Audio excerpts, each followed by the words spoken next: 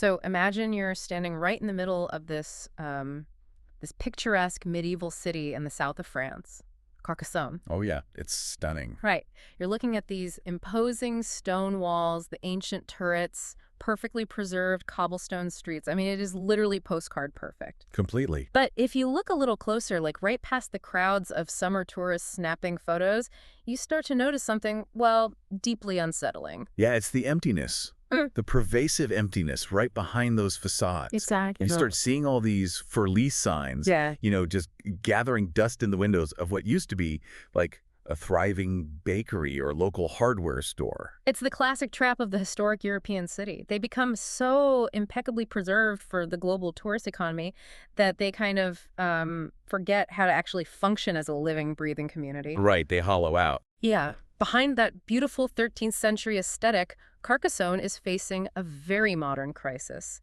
Young people are leaving, there's the severe brain drain, and the downtown is morphing into, well, a museum exhibit rather than a viable economic center. Which is a phenomenon urban planners literally call hollowing out. Yeah. The physical shell remains pristine, but the economic engine just dies. And that is exactly what our stack of sources today is tackling. We are taking a deep dive into this comprehensive proposal called Carcassonne 3000, an urban revitalization plan authored by Joseph Fansler. Which is a really fascinating read. It is, along with this brilliant accompanying economic analysis titled The Future of Heritage, Rebuilding the Local Economic Loop.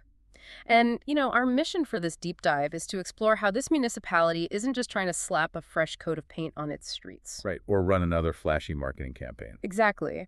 They are attempting to fundamentally rewire their entire local economy from the ground up using some highly unconventional mechanisms. And what makes this proposal stand out so much is how aggressively it challenges the traditional playbook of urban revitalization. Yeah. Because usually a struggling municipality tries to woo like massive outside developers, but Carcassonne is doing the exact opposite. Okay, let's unpack this, because there is one quote right at the beginning of the plan that I think completely shifts the perspective on urban decay. It says, empty shops are not a real estate problem. They are a confidence problem. That is such a profound distinction to make. I mean, when a city government sees a row of empty shops, the instinct is to treat it as a spreadsheet error. Right, fix the numbers. Yeah, they think, oh, we need to lower the commercial rents, or we need to offer huge tax abatements to a multinational coffee chain. But this plan argues that when local residents see legacy businesses closing and when they see their peers moving away to Paris or Lyon, this collective psychological depression sets in. Wow. The civic confidence basically just vanishes.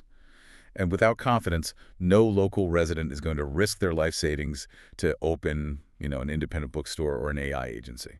Right. So if the disease is this collective lack of confidence, the obvious question is, how do you mathematically engineer a cure? Exactly. And the plan proposes this structural solution through 6 pillars, resting on what they call the local first economic loop. But, okay, I have to play the skeptic here for a second on behalf of anyone listening. Sure. If you have a vacant shop rotting on the high street, why exclude outside investors? Like, if a massive private equity firm from London has the liquidity to fix the roof and bring the building up to kind of tomorrow, it seems kind of counterproductive to lock them out, doesn't it? What's fascinating here is the underlying mechanism of capital leakage, which the economic analysis actually breaks down brilliantly. Yeah. When an absentee investor buys that historic property, it just becomes a passive asset on a diversified portfolio. Yeah. Yes, they inject initial capital to fix the roof. But from that moment on, the rent they collect every single month leaves Carcassonne. It just leaks right out of the local ecosystem. Oh, I see. That firm isn't buying lunch at the cafe next door, They aren't hiring the local accounting firm to do their taxes. Their partners aren't enrolling their kids in the local schools. They basically have absolutely no skin in the actual community game. It is a purely extractive relationship. Precisely. And that is why the foundational principle of Carcassonne 3000 is local first. Right. The city is setting up a municipal financing facility that offers guaranteed loans and direct grants. But the structural firewall is that every single euro must flow strictly to residents, locally registered businesses, and approved local vendors. So absentee investors are categorically excluded from the incentive pool. 100%. And I was reading the legal mechanisms they use to enforce this, and the anti-speculation safeguards are aggressively strict. It is not just an honor system. Oh, no, not at all. Like, if you utilize this municipal backing to rehabilitate a historic building, and then you decide to flip it to a non-local passive investor during the incentive period, a legal covenant on the deed is triggered. Yeah, it's locked in. The notary cannot clear the sale without executing a full clawback of all the tax breaks you received, plus a punitive transfer surcharge. It is completely engineered for a singular outcome, which is productive ownership over passive extraction. The municipality is effectively erecting this protective economic wall around the downtown area. They want to ensure that wealth generated within the city limits circulates internally, like multiple times, before it ever hits the broader global market. Okay, so that structural firewall dictates how the money stays local. But the strategy of who actually gets access to this capital is where the plan introduces its most radical concept. Oh, definitely. It's their primary mechanism for talent retention, executed through a newly designed business plan competition. Right, the 80-20 selection model. Here's how it functions for those listening. Every funding cycle, the city allocates a fixed number of prime commercial slots and funding packages. 80% of these slots go to the merit track. Which is standard. Yeah, standard civic infrastructure. You submit a comprehensive business plan, a jury evaluates your cash flow, and the most viable businesses win. But the remaining 20% is allocated to the dream track. And this is the moral heart of the entire revitalization effort. It's a pure lottery. I mean, the dream track is open exclusively to residents who have never operated a business before. None. Zero experience. No business plan is required up front. Yeah. The only entry requirement is a short letter of intent and a vision for the space. You just put your name in a hat. Yeah. It operates almost like, I don't know, a Willy Wonka golden ticket for civic infrastructure. That's a great way to put it. But isn't that a massive financial disaster waiting to happen? You're fully expecting a higher failure rate, right? Well, yes. But the systemic psychological payoff of the winners covers the spread. If we connect this to the bigger picture, you have to look at the psychological profile of a dying town. Okay. Why do energetic, smart young people leave small cities? It isn't because they hate historic architecture. No, of course not. It's because they look at the local hierarchy and see a closed system. They think, I don't have family wealth. I don't possess elite Parisian credentials. There's no upward trajectory for me here. So they migrate to a massive metropolis simply to find an economic ladder they're actually allowed to climb. Exactly. Yeah. So the dream track is a direct intervention to create psychological opportunity. Ah, I see. By publicly announcing that 20% of the prime new real estate will be handed to people whose only credential was, the courage to apply, you instantly alter the emotional temperature of the city. You generate local ambition. You really do. You are sending a signal to every young resident that they actually have a shot at ownership. It is manufacturing hope, basically, and institutionalizing it. Because over a 10-year horizon, talent retention is the ultimate economic driver. Totally. If you bleed your smartest young people to the major tech hubs, your town dies, regardless of how pretty the buildings are. Keeping even a fraction of them pays massive dividends. And their targets reflect that. Right. The targets are highly specific. 60 new businesses in the first 3 cycles, with at least 12 originating strictly from this Dream Track lottery. But, manufacturing hope is only step one. The romance of a lottery ticket is inspiring, sure. But good vibes and civic pride do not prevent a naive founder from going bankrupt when they face supplier shortages or a slow winter season. Right, which introduces the friction point of the plan. Because there's a catch. Before anyone touches a single euro of municipal money, whether you are the seasoned Merit Track winner or the Dream Track lottery winner, you must complete the Carcassonne Business Academy. Yes. And I reviewed the syllabus for this, and it is a brutal reality check. It's intense. We are talking 8 to 12 weeks of intensive instruction on navigating the URSSF. The notoriously complex French Social Security and tax collection agency. Oh, it's a nightmare. You are doing deep dives into margin analysis, inventory turnover, local SEO. Honestly, taking someone with a romantic dream of opening a boutique and forcing them into 2 months of French tax accounting classes seems like a fast track to just crushing their entrepreneurial spirit. It sounds like it, but it actually acts as a necessary crucible. This is the exact mechanism that mitigates the risk of the dream track. Oh, so. Because you cannot hand public taxpayer guarantees to a novice without a safety net. The Academy ensures that before a lease is even signed, these founders actually understand how to price a product to survive in a mixed economy. Right, balancing seasonal tourists and year-round locals. Exactly. It also builds a cohort, which might honestly be its most valuable hidden function. Oh, absolutely. These future business owners are sitting in a classroom, sweating over tax codes together for months. They build a network before they open their doors. So when the new cafe owner is struggling with a local supplier, they already have a relationship with the restaurant owner 3 doors down to ask for advice. Plus, the instructors are local accountants, lawyers, and established merchants who are paid a municipal stipend to teach. Exactly. So the training program functions as a mini economic stimulus on its own, utilizing local expertise. That's so smart. But once they graduate from the academy, they face a hurdle that has historically killed countless European revitalization projects. The municipal bureaucracy. The dreaded municipal bureaucracy. Yeah, and Pillar 4 targets this directly. The city is making a promise that for anyone who has ever dealt with municipal zoning, sounds like pure science fiction. It really does. They're promising speed. Because speed matters, right? They guarantee an initial response to any business proposal within 5 business days, and standard renovation permits decided within 30 days. That timeline is practically unheard of in a heritage zone, because the true bottleneck is usually the Architecte des Bâtiments de France. Right, the federal heritage architects. Yeah, they dictate everything down to the historically accurate chemical composition of the paint you are allowed to use on your shutters. I was actually wondering how a local mayor bypasses a federal heritage agency to guarantee a 30-day permit. Well, they aren't bypassing them. Right, they are pre-negotiated. Exactly. The city worked with the heritage architects to create a pre-approved architectural charter. They essentially built a massive catalog of pre-authorized interventions, materials, signage styles. It's brilliant. If a business owner chooses from the catalog, the approval is automatic. And the city assigns a single, named case officer to shepherd the application. You aren't bouncing from department to department. Oh. You have a dedicated liaison whose sole metric of success is getting your doors open legally and quickly. They are removing the administrative friction that traditionally drains a founder's capital before they ever make their first sale. Absolutely. But once the administrative friction is solved, you immediately run into the physical friction of the buildings themselves. Ah, yes. I like to call this the medieval pizza oven problem. The medieval pizza oven, perfect. Because historic 13th century stone buildings are visually stunning. But in the middle of a southern French summer, those thick stone walls trap and hold the heat perfectly. It's suffocating. It really is.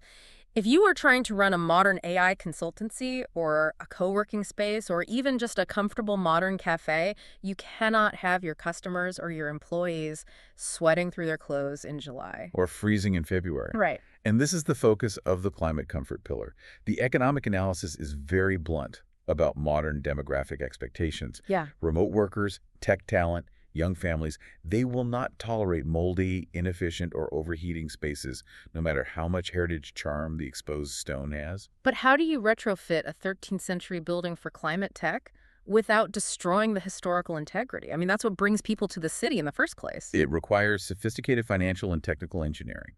For example, the plan heavily subsidizes heritage-sensitive heat pumps. They prioritize systems that provide both high-efficiency cooling and winter heating without requiring massive exterior compressors that, ruin the facade. Right. You can't just slap a huge AC unit on a medieval wall. Exactly.